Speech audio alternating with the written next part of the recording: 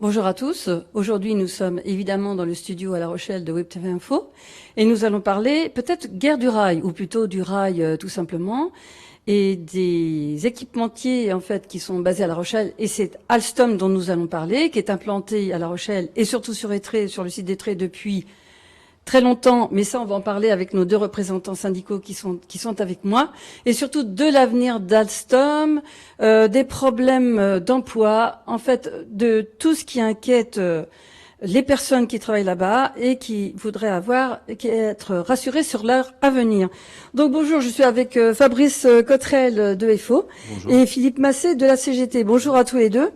Donc alors évidemment, c'est une véritable histoire d'amour Alstom avec La Rochelle et Tré, puisque dès 1838 et surtout après la guerre 39, donc il y a eu vraiment une installation définitive sur le site d'Étré pour commencer à préparer des wagons.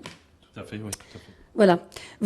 Alstom est un gros groupe, puisque en fait en France il y a 8500 personnes, 12 sites, 4500 fournisseurs et surtout 27 000 emplois, dont un peu plus de 1000 Sur Étré, ouais, sur Étré. Alors, messieurs, vous avez peur. Alors, évidemment, vous avez des charges et non pas un trou de charge pour l'instant. Ouais, pour l'instant, on a du travail, comme on dit. On travaille donc principalement aujourd'hui sur Voilà, quelles deux sont vos affaires. commandes à l'heure actuelle? Alors aujourd'hui, on fait sur Étré, on fait deux produits qui sont TGV, train à grande vitesse, et tramway, Citadis, comme on les nomme aujourd'hui. Donc aujourd'hui, on a une charge de travail qui est là. Il y a du travail, que ce soit au niveau bureau d'études ou en production. Malheureusement, je dirais, dans les mois à venir, donc dans un an et demi, on va se retrouver avec un trou de charge de production, donc qui représente aujourd'hui un certain nombre de centaines de mille d'heures, pardon. Et on a Qui seront entre guillemets inemployés, c'est-à-dire en fait, il manquera en fait des commandes pour pouvoir travailler. En fait, c'est que aujourd'hui notre principal travail se fait sur la grande vitesse, toute la partie TGV. Et aujourd'hui, donc en 2019, vers le mois de septembre-octobre, on va se retrouver, on aura fini de faire la production de TGV qu'on fait actuellement. Donc, mais ça, c'est une histoire qui date déjà depuis quelques années, parce que en 2016, avec l'annonce qui avait été faite de fermeture du site de Belfort, où l'État s'était engagé à faire à rallonger des commandes de 15 TGV et de 6 TGV. Et on savait déjà à l'époque que nous, pour La Rochelle, Belfort allait potentiellement fermer, mais nous aussi, puisqu'on on travaille sur le même produit, eux ils fabriquent les motrices, et nous on fabrique les voitures de TGV. Voilà. Donc, ce que j'appelle encore les wagons, hein, comme à l'ancienne. Évidemment. Donc, excusez-moi, ce sont des voitures. Voilà. Et du coup, déjà en 2016, on savait que s'il y avait rien n'était fait, on allait se retrouver avec un problème. Donc, ils avaient fait le gouvernement de la perspective de commander 15 TGV. Mais si rien n'était fait dans le futur, de toute façon, ce problème allait se reproduire. Donc, nous, en intersyndical, déjà, on en avait parlé et on savait que ce problème allait revenir. Donc, on se retrouve maintenant en 2018. Où on recommence la même histoire qu'il y a 2 ans, donc pour avoir du travail. Voilà. Alors, Philippe Massé, je vais vous demander, donc normalement, il devrait y avoir des commandes du TGV du futur, comme on dit, donc on en est où à ce sujet? Eh bien, nous, on a eu plusieurs démarches. On est monté à la direction générale des entreprises à Paris, on est monté à l'Assemblée nationale, en intersyndicale, c'est mon camarade qui y était. Monsieur Bruno Le Maire, le ministre des Finances et de l'économie, a fait une annonce donc il y a quelques mois, comme quoi l'État commandait 100 TGV, mais depuis... Alors, est-ce que c'est bien l'État, d'ailleurs? Alors voilà, mais depuis quelques temps, on a vu aussi dans les médias que c'est l'État qui commandait, mais c'est la SNCF qui signe. Et qui paye? Alors sur le financement, on n'est pas trop sûr à ce niveau-là, mais normalement c'est une commande publique, donc le vrai problème c'est que... Donc ça va aggraver la dette de la SNCF? Certainement. Ça, au niveau finance, on n'est pas trop en capacité d'en discuter, mais le souci c'est que la SNCF doit passer commande. Pour nous, ce qui est important, c'est que ça soit le plus tôt possible. Aujourd'hui, ce qu'on sait, c'est que son conseil d'administration aura lieu au mois de juin. Donc normalement, l'annonce devrait être faite à ce moment-là. comme on dit nous, tant que la signature est pas faite, voilà, on attend ce moment-là. Et en attendant, plus la signature est repoussée, plus on augmente le creux de charge qu'on nous annonce pour Etré. Parce que moi, j'ai 32 ans d'expérience, j'ai connu des hauts et des bas, ça a toujours été des cycles comme ça, avec des prévisions de charge à 2-3 ans. Si on a cette commande de TGV du futur, ça serait pratiquement 10 ans. Oui. 10 ans en moyenne d'assurés. Mais on n'a jamais connu un creux comme ça. La direction locale nous annonce plus de 2 ans et demi, voire 3 ans de creux actuellement. Alors, il faut savoir que Alstom donc a des activités qui sont diversifiées hein, sur toute la France. Donc, effectivement, on peut parler, par exemple, dans la presse, on voit qu'il y a des trains en fait qui sont livrés à l'Italie, mais ça ne concerne pas Etré. Oui. Voilà. Donc, c'est pour ça en fait, généralement, on parle d'Alstom en général. Mais est-ce que vous pourriez nous dire effectivement les différentes branches d'Alstom et surtout en ce moment, on parle de signalisation. Alors, il y a beaucoup de branches en fait qui sont un peu méconnues. Et ça serait bien de faire en fait, le détail. Alstom est, il y a plusieurs entités dans Alstom. En fait, nous, on travaille sur la partie matériel roulant. Donc, en France, il y a 12 sites de production, dont Etré, qui fait partie du matériel roulant. Mais il y a aussi Reichshofen qui fait de tout ce qui est train régional. Valenciennes qui fait de la partie métro, régional aussi. On a des sites composants comme Ornans qui fabriquent les moteurs pour les trains. On a le Creusot qui fait tout ce qui est bogie, donc c'est les fameuses roues, si on peut dire, qui permettent de faire avancer le train. On a un site à Saint-Ouen qui fait beaucoup de développement, d'ingénierie, qui fait donc partie signalisation et partie aussi donc toute la partie des trains et du matériel roulant. Il y a un site comme Tarbes qui fait du composant. Il y a aussi comment ça s'appelle vers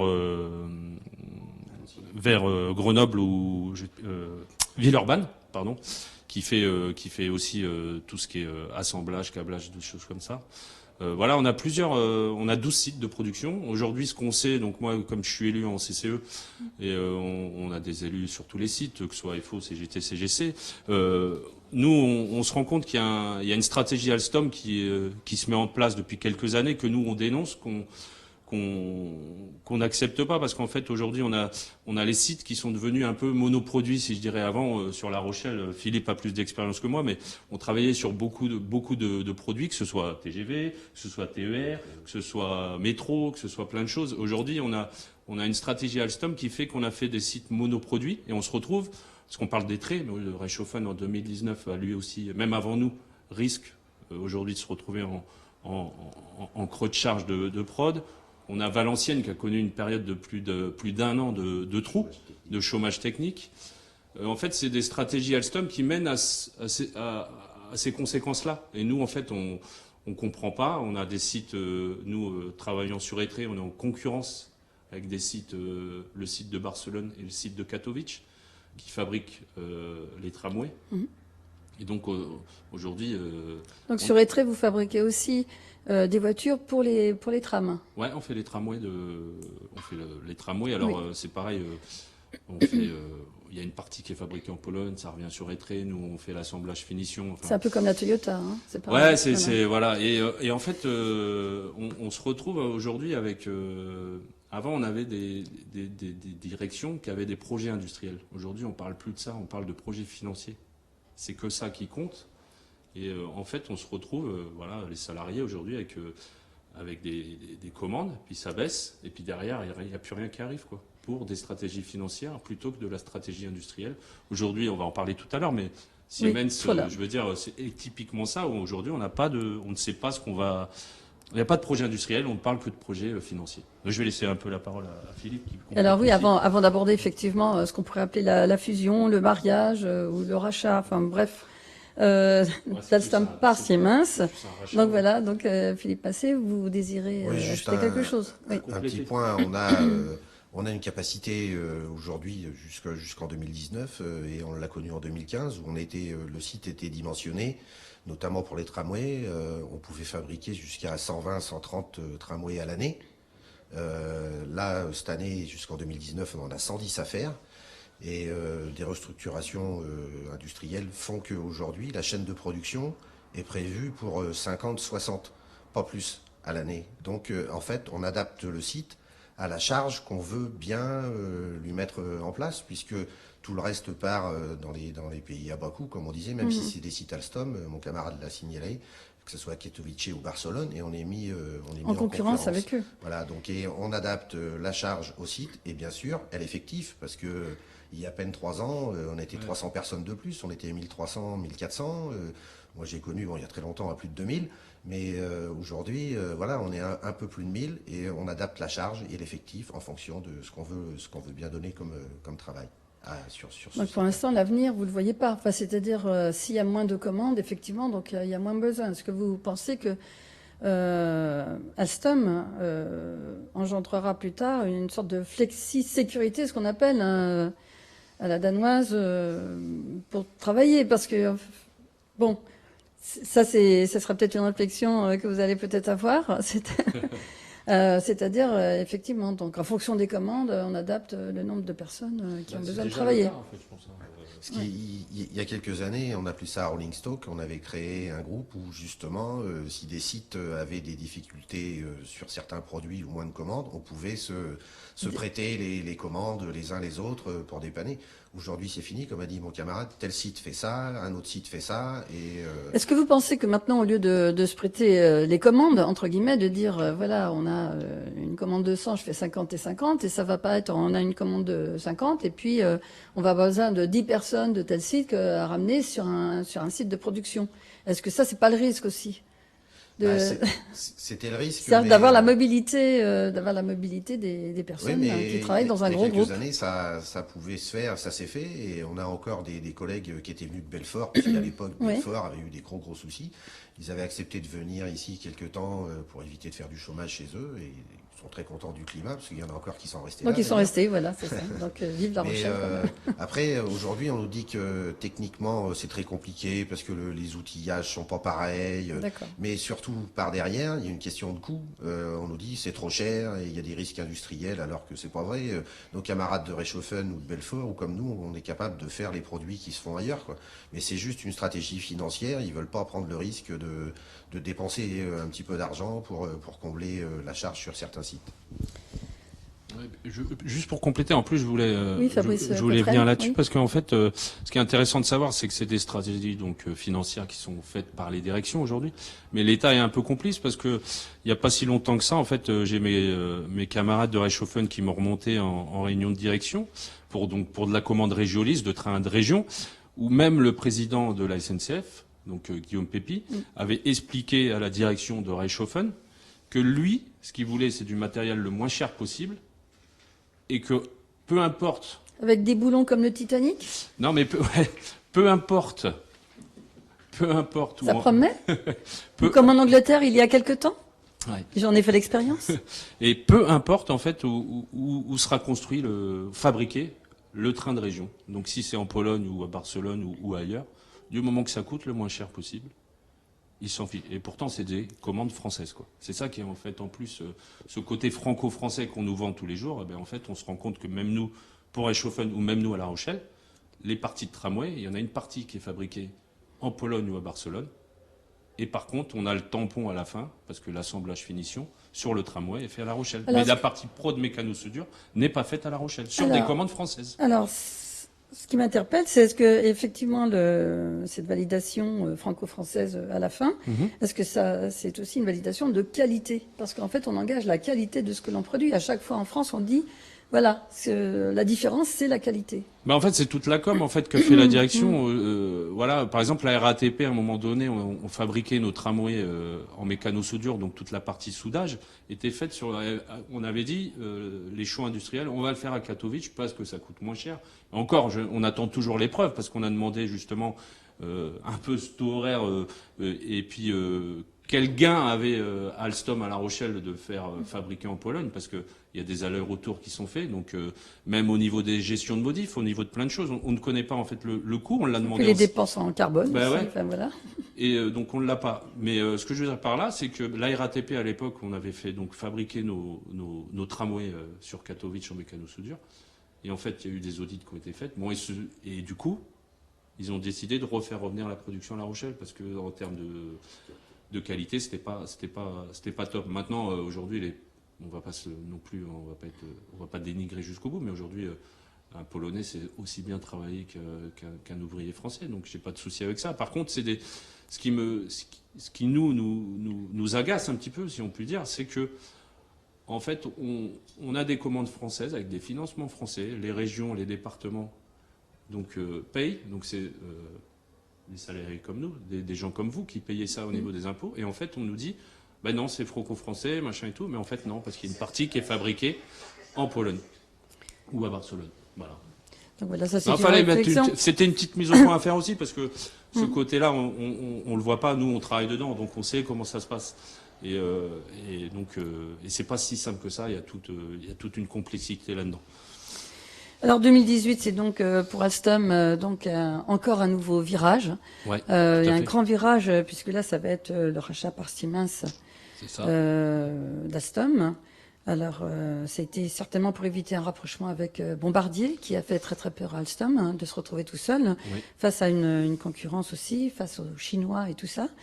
Donc, en 2 mots, vous pouvez nous dire, nous poser le problème en fait de ce rachat. En fait, le problème pour nous de ce rachat, comme on le dit depuis le début, on a eu quand on nous a vendu le grand Airbus du ferroviaire, parce que ça a été les grands mots qui ont été cités à l'époque, mais en fait on n'est pas du tout dans un Airbus du ferroviaire, parce qu'un Airbus du ferroviaire, un Airbus, je veux dire, à l'époque c'était avec plus ou moins l'implication des États déjà, premièrement, comme dit Philippe, et puis chacun avait sa part des choses. Aujourd'hui, on n'est pas du tout dans un truc comme ça. On est racheté ni plus ni moins par Siemens. On devient une filiale de Siemens.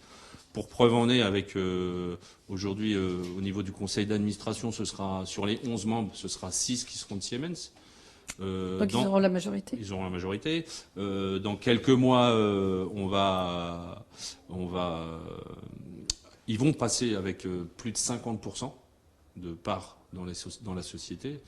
Alors au-delà comme on dit nous, au-delà du terme qu'on nous vend enthousiaste de champion, compétitivité, solidité, toutes ces choses-là, faut pas se leurrer.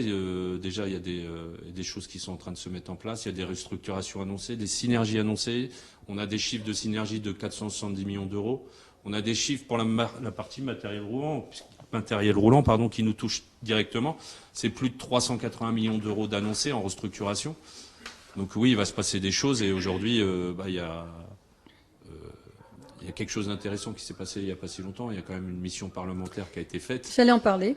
Et, C'était une mission ce qui est d'information. intéressant, c'est qu'en fait, aujourd'hui, donc c'était en plus cette mission, ils sont venus sur le site des traits juste avant de rendre leur rapport.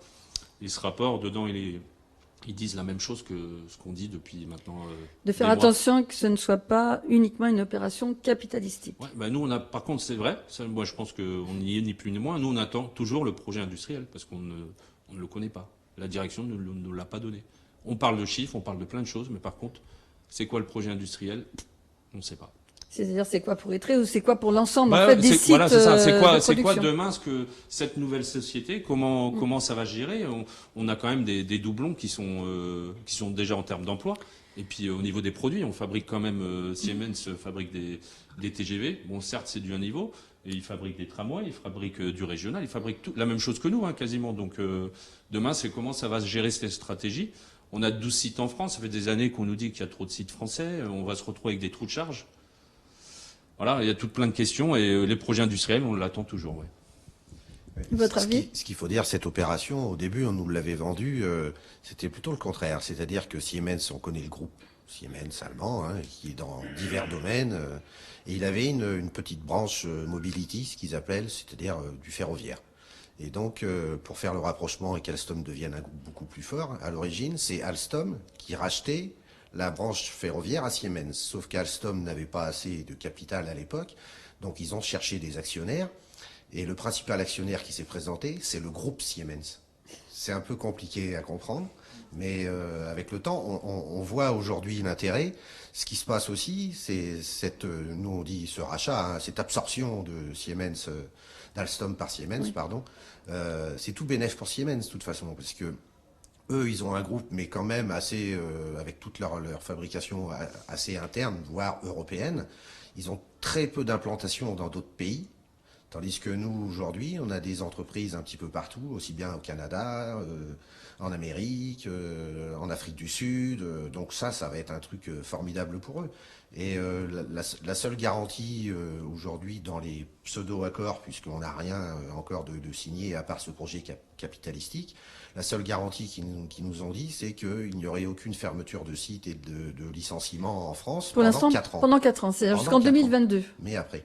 Alors, ce que dit aussi la mission parlementaire, d'Alain Chatillon, qui est rattaché républicain, et Martial Bourquin, socialiste et républicain au Sénat, donc c'est un rapport d'une mission sénatoriale, qui est toujours très active, hein, les missions d'information. Il faut savoir aussi que les sénateurs défendent quand même leur territoire, hein, ce sont les représentants des territoires, donc c'est très important pour eux. Qu'il y ait un équilibre à la fois effectivement entre le développement d'une entreprise, même si c'est un énorme conglomérat, et surtout le bien-être au travail et surtout l'activité quand même et la pérennité du travail dans cette entreprise. Ça, c'était une petite parenthèse. Donc voilà, ils souhaitent aussi que effectivement il y ait un suivi Oui. sur comment je veux dire ce rachat, et surtout que ce soit un suivi qui soit fait à la fois par les députés et le Sénat. Donc ça sera à suivre. Donc on en fait appel là aussi aux députés de la circonscription. C'était un petit appel. Oui, parce qu'il y a eu, en fait, quand on les a rencontrés, ils nous ont dit qu'il y avait cette première partie de mission du Sénat qui était un peu plus focalisée sur Alstom. Oui.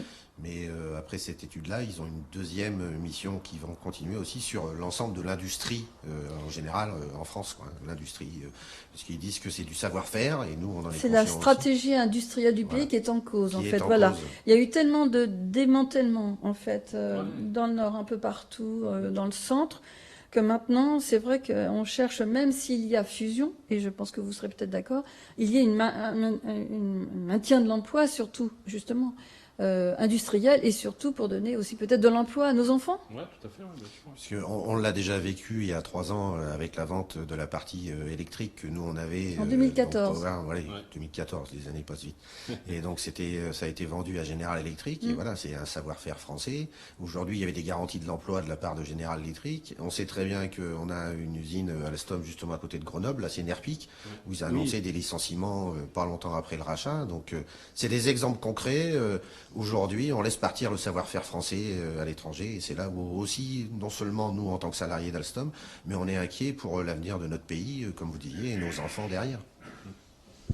Ouais, Fabrice juste Cotrel, pour compléter, ouais, c'était, il y avait deux choses en fait. Enfin, faut arrêter de se voiler la face, je pense, de dire que tout va bien se passer. De toute façon, on peut prendre l'histoire de quand il y a eu des rachats, des fusions, des absorptions d'entreprises, notamment dans l'industrie, que ce soit pour Areva, Arcelor, Mittal, toutes ces choses-là. On sait ce que ça a donné derrière. Il y a eu des restructurations, il y a eu des emplois qui ont été supprimés. Donc demain, ce serait étonnant qu'avec Siemens, il n'y ait pas ces choses-là qui se passent. Enfin, moi, personnellement, à titre personnel, je n'y crois pas. Et il y aura des dégâts. Maintenant, en quoi ça va consister? Je pense que c'est trop tôt pour le dire, mais on le sait qu'il y aura des dégâts. Et puis la deuxième chose que je voulais dire, c'est par rapport à CRRC qu'on parlait tout à l'heure, qui est donc notre concurrent chinois en termes d'industrie ferroviaire. Il y a aujourd'hui quand même deux différences avec Siemens et Alstom aussi, c'est que CRRC, c'est des financements de l'État chinois à hauteur, je sais même plus, on les compte plus parce qu'ils mettent vraiment de gros moyens dedans. Aujourd'hui, donc nous, l'État peut vendre ce côté solidité Europe, on sera le premier en Europe, on sera le deuxième mondial. En tout cas, au niveau des États, il n'y a rien qui est fait en termes de financement. Puis la deuxième chose, c'est que le fait de faire une fusion, absorption, de rachat comme ça, eh bien, on se retrouve avec un acteur de moins. Et automatiquement, cette chose-là va se passer, c'est que le Chinois va obligatoirement arriver sur le marché du ferroviaire en Europe. Ça, c'est impossible que ça ne se passe pas, et ça va se passer comme ça. Est-ce que c'est le mot de la fin? Est-ce que vous avez quelque chose à... Je ne sais pas si tu as d'autres choses à compléter. Pour l'instant, il y a beaucoup de points d'interrogation. Ouais, il y a en fait, beaucoup c'est Voilà, ça le seul point positif qu'on peut dire de tout ce qui se passe, c'est qu'aujourd'hui, eh bien, en intersyndical, on essaye de faire tout ce qu'on peut. On a rencontré, bon là, les sénateurs, c'était l'occasion. On a rencontré divers élus politiques régionaux pour leur faire connaître la situation. Parce que comme vous le rappeliez tout à l'heure, quand on parle, Alstom a décroché un contrat, Alstom a ci, Alstom a ça. Autour de la table le dimanche, en repas familial, tout le monde nous dit, et moi le premier, ah tu vas avoir du travail et tout. Ben non, mais c'est pas votre Et c'est pas forcément vrai. Non. Donc voilà, on est content de pouvoir expliquer la situation aujourd'hui. Alors un peu pessimiste sur l'avenir parce que voilà, on a ce projet industriel dont on attend vraiment qu'il débouche avec cette fusion. Et après, il faut se dire quand même que justement, on est quand même un fleuron encore de l'industrie française et on a des gens qui essayent de le sauvegarder. Donc nous aussi, on fait notre maximum et voilà, on y croit quand même. Je vous l'ai dit, moi j'ai 30 ans d'expérience, j'ai déjà connu des hauts des bas. Là, ça m'inquiète un peu plus parce que c'est la première fois qu'on voit autant que ça. Mais je pense que si tout le monde s'y met, on arrivera à obtenir quelque chose de bien pour le groupe. Bon, ben, moi, pour compléter, déjà, je voulais vous remercier pour l'invitation, donc pour donner de l'information aux gens qui sont devant leurs écrans. Et puis, comme a dit Philippe, pardon, juste pour compléter, nous, on a fait quand même pas mal de démarches où on travaille sur des commandes publiques, donc obligatoirement, notre intérêt, c'était aussi d'alerter l'opinion publique et puis les politiques du département. Donc on a quand même rencontré la mairie d'Étré, on a rencontré des personnes de tous partis politiques confondus. Tout à l'heure, vous avez interpellé les députés de la circonscription. On a quand même, vu la députée de la 2e circonscription. On lui a quand même remonté les infos. Donc elle était inquiète aussi parce qu'elle n'avait pas toutes les infos. Au-delà, comme on disait tout à l'heure, hein, c'est vrai qu'aujourd'hui, on a une communication qui est faite pour dire que c'est beau, tout va bien. Quand on voit dans le journal des commandes, on a 10 tramways de Bordeaux ou 15, je ne sais plus combien c'était, mais enfin, on a 10 tramways de Bordeaux qui arrivent, mais en fait, 10 tramways de Bordeaux, ça représente rien en termes de charge de travail. Ça fait en 5-6 mois, c'est plié, quoi. Donc, voilà, nous, on voulait aussi remettre un peu les choses au point et de se dire que, on se bat, on va tout faire pour les salariés, pour sauver notre industrie, sauver notre entreprise et puis défendre au maximum les salariés. Donc on a des réunions de prévues avec la direction qui vont arriver aussi en mois de mai, là, vers la fin mai. Donc nous, on a des idées, ils ont aussi leurs idées, donc on va essayer de tout ça. Faire converger tout ça pour que ça donne quelque C'est pas chose. facile, hein, Non. c'est très compliqué quand on nous présente à la première réunion des choses. Du transfert de technologie entre Valenciennes et La Rochelle, non, en fait, ça coûte trop cher, on le fera pas. Quand on nous dit, on va essayer de lisser, on demande à lisser la charge de vente de trains qu'on fait aujourd'hui de grande vitesse. Au lieu d'en faire 12 par an, on en fait 10. Ils veulent pas, ça coûte trop cher, donc c'est très compliqué. Donc voilà. Après, juste pour dire qu'on va continuer à se battre et que que ce soit en centrale sur Paris ou sur La Rochelle, on va faire les choses pour les salariés. En intersyndical, on s'entend. La CGC pas là, mais ils sont aussi présents. Il y a la CGT et FO qui faisons un travail en commun pour la défense de l'emploi et de l'industrie sur Étré. Merci de ces remarques qui sont pertinentes et que nous avons donc soumis à vos votes et surtout à votre regard. Merci à tous.